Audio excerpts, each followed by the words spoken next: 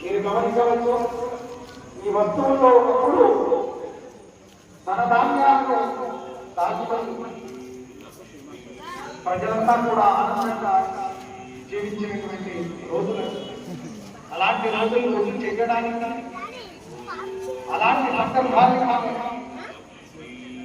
నెమరు వేసుకోవడానికి ఇది ఒక అవకాశంగా తీసుకోవడం జరుగుతుంది.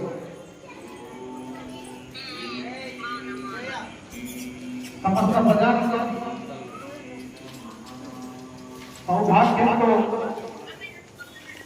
విలసిల్లాలనేటువంటి ఆకాంక్షతో ఈ కార్యక్రమాన్ని